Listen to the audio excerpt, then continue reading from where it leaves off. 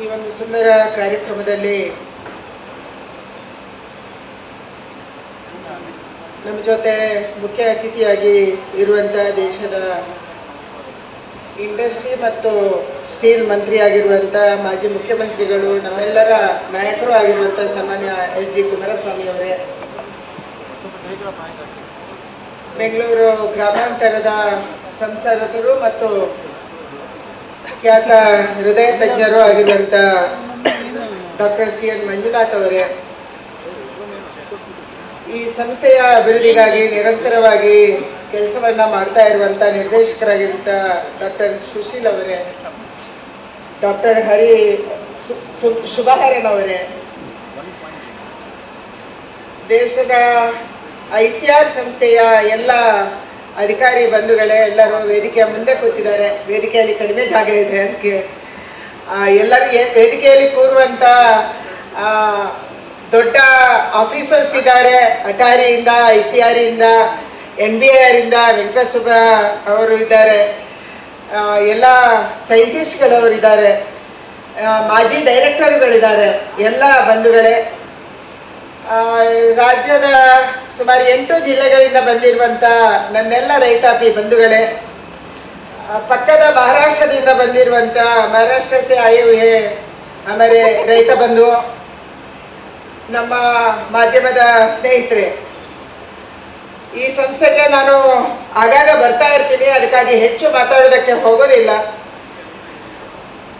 ನಮ್ಮ ರೈತರು ತಿಳ್ಕೊಳ್ಬೇಕಾದಂಥ ಅಂಶ ಅಂದರೆ, ನಮ್ಮ ಹಿರಿಯರಿಗೆ ಗೊತ್ತಿತ್ತು ನಮ್ಮ ತೋಟದಲ್ಲಿರುವಂಥ, ನಮ್ಮ ಹೊಲದಲ್ಲಿರುವಂಥ ರೈತರ ಮಿತ್ರ ಕೀಟಗಳು ಯಾವುದು ಮತ್ತು ರೈತರ ವಿರೋಧಿ ಕೀಟಗಳು ಯಾವುದು ಅಂತ ಹೇಳಿ. ಆದರೆ ಕಾಲಕ್ರಮೇಣದಲ್ಲಿ ನಾವು ಅದನ್ನು ಮರ್ತ್ವಿ. ಯಾಕೆಂದರೆ ನಮ್ಮ ದೇಶದಲ್ಲಿ ಒಂದು ಕಾಲ ಇತ್ತು, ನಾವು ಚಿಕ್ಕವರಿರುವಂಥ ಸಂದರ್ಭದಲ್ಲಿ ಆಹಾರಕ್ಕೆ ಕೊರತೆ ಇತ್ತು. ಆಹಾರಕ್ಕೆ ಕೊರತೆ ಇರುವಂಥ ಕಾರಣಕ್ಕಾಗಿ ಹಸಿರು ಕ್ರಾಂತಿ ಆಯಿತು ದೇಶದಲ್ಲಿ. ಹಸಿರು ಕ್ರಾಂತಿಯ ಜೊತೆಗೆ ನಮಗೆ ಬೇರೆ ಬೇರೆ ಬೀಜಗಳು ಬಂತು, ಬೀಜಗಳ ಜೊತೆ ಪೆಸ್ಟಿಸೈಡ್ ಬಂತು, ರಸಗೊಬ್ಬರಗಳು ಬಂತು. ಈ ಕಾರಣಕ್ಕಾಗಿ ಇವತ್ತು ಯಾವ ಹಿರಿಯರು ಮಿತ್ರ ಕೀಟಗಳನ್ನ ಗುರುತಿಸ್ತಿದ್ರು ಮತ್ತು ಶತ್ರು ಕೀಟಗಳನ್ನ ಅವ್ರದೇ ಆದಂಥ ಪದ್ಧತಿಯಲ್ಲಿ ನಾಶ ಮಾಡ್ತಿದ್ರು, ಅದನ್ನು ನಾವು ಮರ್ತ್ವಿ. ನಾವು ಪೆಸ್ಟಿಸೈಡ್ ಹಿಂದೆ ಹೋದ್ವಿ. ದೇಶ ಇವತ್ತು ಆಹಾರದಲ್ಲಿ ಸುಭಿಕ್ಷ ಆಯಿತು. ಸತ್ಯ ಇದೆ, ಈ ದೇಶದ 140 ಕೋಟಿ ಜನ ತಿಂದು ಜಾಸ್ತಿ ಆಗುವಷ್ಟು ಆಹಾರ ಧಾನ್ಯಗಳನ್ನ ನಮ್ಮ ರೈತರು ನೀವೆಲ್ಲರೂ ಬೆಳೆದಿದ್ದೀರಿ. ಅದಕ್ಕಾಗಿ ನಿಮಗೆ ಅಭಿನಂದನೆಗಳನ್ನ ನಾವು ಸಲ್ಲಿಸಬೇಕು. ನಮ್ಮ ದೇಶದಲ್ಲಿ 140 ಕೋಟಿ ಜನ ತಿಂದು ಜಾಸ್ತಿ ಆಗುವಷ್ಟು ತರಕಾರಿ ಇದೆ, ಹಣ್ಣು ಹಂಪಲಿದೆ ಮತ್ತು ಹಾಲಿದೆ. ಅಂದ್ರೆ ನಮ್ಮ ಜೀವನಕ್ಕೆ ಏನು ಬೇಕು ಅದನ್ನ ನಾವು ಬೆಳೆದಿದ್ದೀವಿ ಮತ್ತು ಅದರಲ್ಲಿ ಸಕ್ಸಸ್ ಆಗಿದ್ದೀವಿ.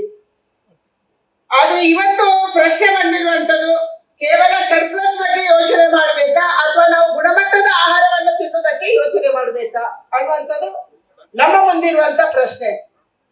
ಅದಕ್ಕಾಗಿ ಭಾರತ ಸರ್ಕಾರ ಸನ್ಮಾನ್ಯ ನರೇಂದ್ರ ಮೋದಿ ಅವರ ನೇತೃತ್ವದಲ್ಲಿ ನಮ್ಮ ಕೃಷಿ ಇಲಾಖೆ, ನಮ್ಮ ICR ಎಲ್ಲರೂ ಸೇರಿ ಹೇಗೆ ಸಾವಯವ ಕೃಷಿಯನ್ನ ಜಾಸ್ತಿ ಮಾಡಬಹುದು, ಹೇಗೆ ಜೈವಿಕ ಕೃಷಿಯನ್ನ ಜಾಸ್ತಿ ಮಾಡಬಹುದು ಮತ್ತು ಹೇಗೆ ನೈಸರ್ಗಿಕ ಕೃಷಿಯನ್ನ, ನ್ಯಾಚುರಲ್ ಫಾರ್ಮಿಂಗ್ ಅಂತ ನಾವೇನು ಹೇಳ್ತೀವಿ, ಇದನ್ನು ಹೇಗೆ ಜಾಸ್ತಿ ಮಾಡಬಹುದು ಅನ್ನೋದ್ರ ಬಗ್ಗೆ ಇವತ್ತು ಸರ್ಕಾರಗಳು ಯೋಚನೆ ಮಾಡ್ತಾ ಇದ್ದಾವೆ, ಡಾಕ್ಟರ್ಸ್ ಯೋಚನೆ ಮಾಡ್ತಿದ್ದಾರೆ, ಸೈಂಟಿಸ್ಟ್ ಯೋಚನೆ ಮಾಡ್ತಿದ್ದಾರೆ, ಹಾಗೆ ಹಲವಾರು ಪ್ರಗತಿಪರ ರೈತರು ಕೂಡ ಇದನ್ನು ಯೋಚನೆ ಮಾಡ್ತಿದ್ದಾರೆ. ಅಟ್ಲೀಸ್ಟ್ ನಾವು ತಿನ್ನಕ್ಕಾದ್ರೂ ನಾವು ಸಾವಯವವಾಗಿ ಜೈವಿಕವಾಗಿ ಬೆಳಿಬೇಕು.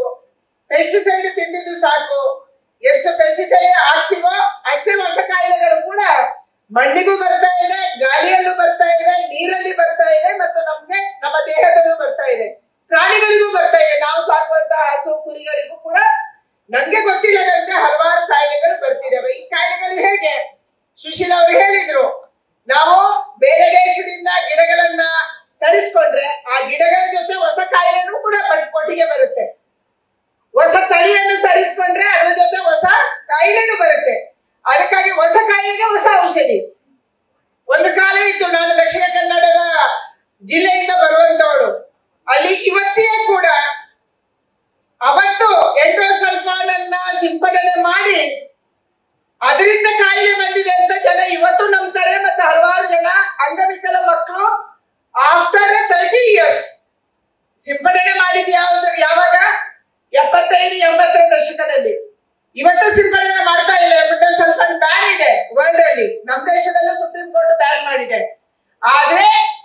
ಇಫೆಕ್ಟ್ ಇವತ್ತಿಗೂ ಇದೆ ಅಂತ ಜನ ಇವತ್ತು ಮಾತಾಡ್ತಾರೆ. ಇವತ್ತು ಆ ಭಾಗದಲ್ಲಿ ಕಾಸರಗೋಡು ಮತ್ತು ಪುತ್ತೂರು ಬೆಳ್ತಂಗಡಿಯ ಭಾಗದಲ್ಲಿ ಅಂಗವಿಕಲರು ಮಕ್ಕಳು ಹುಡ್ತಾರೆ ಅನ್ನುವಂಥದ್ದನ್ನು ನಾವು ಹೇಳ್ತೀವಿ.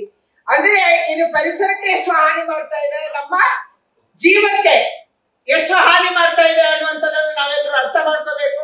ಇವತ್ತು ಹಲವಾರು ಜನ ರೈತರು ಬಂದಿದ್ದೀವಿ. ಯಾರೋ ಈ ಸಂಸ್ಥೆಯ ಜೊತೆ ಯಾವ ಪೆಸ್ಟ್ ರಿಸೋರ್ಸ್ ಇನ್ಸೆಕ್ಟ್ ರಿಸೋರ್ಸಸ್ ಇದೆ, ರೈತ ಮಿತ್ರ ಕೀಟ ಇದೆ, ರೈತ ಮಿತ್ರ ಕೀಟನ ಈ ಸಂಸ್ಥೆ ಬೆಳೆಸುತ್ತೆ.